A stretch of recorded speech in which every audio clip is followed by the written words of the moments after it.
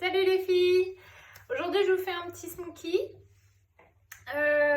Donc là, comme d'habitude, j'ai mis mon concentré anti-pollution pour avoir un teint lumineux vu que je dors pas beaucoup toujours la nuit. Voilà. Donc je mets toujours celle-ci pour éliminer les signes de fatigue.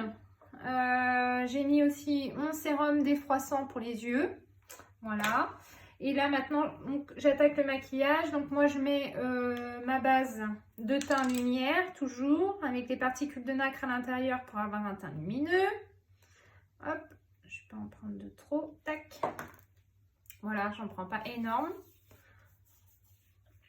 Voilà, on l'étale bien sur tout le visage.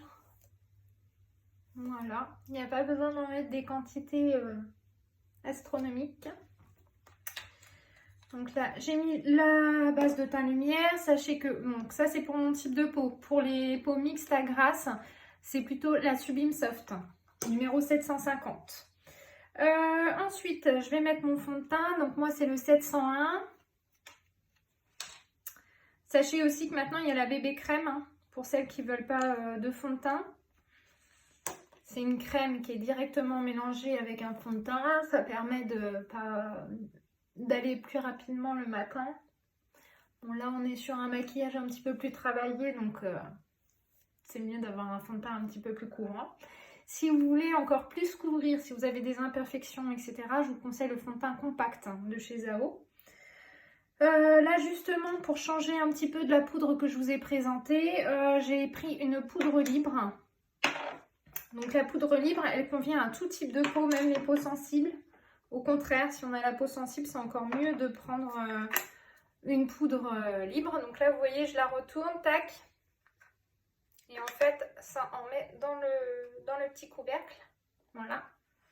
Je prélève avec mon pinceau. Hop. Et j'étale directement. Donc, à savoir que la poudre libre comme ça, je peux aussi la mettre à la houppette pour avoir un fini encore plus couvrant. Donc, si vous n'avez pas de problème d'imperfection sur le visage, vous pouvez utiliser la poudre compacte normale avec le fond de teint soit de teint. Voilà. Si par contre vous voulez couvrir un petit peu plus, je vous conseille la poudre libre. Oh, j'ai oublié de mettre l'anti-cerne avant que je mette de la poudre sous mes yeux. Voilà. Donc là, pour changer aussi, j'ai pris le correcteur lumière en pinceau mousse. Voilà. Donc là, c'est pareil que le bâtonnet. Je la mets bien dans la cerne. Hop. C'est la fin du tube.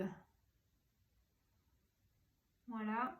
Donc là, c'est moins couvrant que le bâtonnet hein, en correcteur. Hein. On est sur un truc plus léger.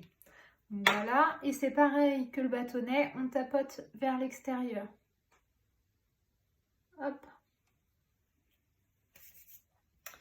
Donc j'étais avec ma poudre. Donc je poudre bien en dessous ce que je viens de mettre. Voilà. Parce que là, on va faire un smoothie.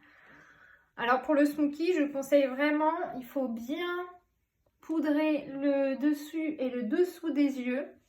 Parce que si on met de la poudre noire des cils qui tombe juste en dessous, après vous aurez du mal à l'enlever si vous n'avez pas poudré.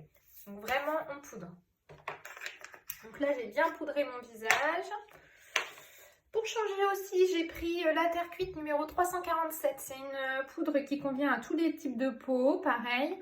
Et elle est légèrement irisée. Alors, je ne sais pas si vous allez voir pas grand-chose sur la vidéo. Mais voilà, elle est légèrement irisée. Hop.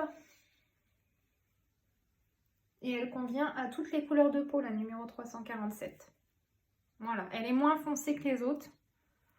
Donc, elle donne un fini plus naturel. Voilà. Hop, j'ai mon petit miroir à côté. Je vérifie ce que je fais quand même. Hop.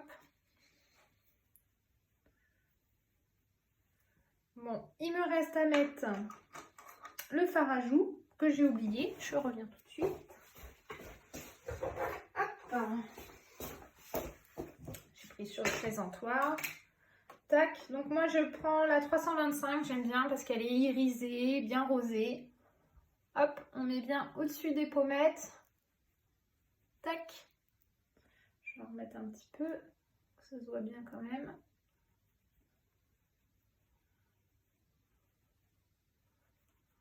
Donc c'est toujours avec mon pinceau blush. Hein. Voilà, voilà. Donc là déjà pour le teint, on voit bien la différence par rapport au début. Ça fait tout de suite le teint beaucoup plus lumineux. Alors, pour travailler sur le smoky, j'ai j'en ai un en trop, j'ai ces pinceaux-là. Donc j'ai un pinceau qui est plat. Voilà. Le pinceau plat, c'est uniquement pour étaler la matière. Pinceau bison, on n'aura pas besoin tout de suite. Le pinceau boule, ça c'est pour bien faire la forme au creux poplité. Et ça, c'est le flouteur. Donc ça, c'est plutôt pour mélanger les couleurs, étaler et faire le dégradé.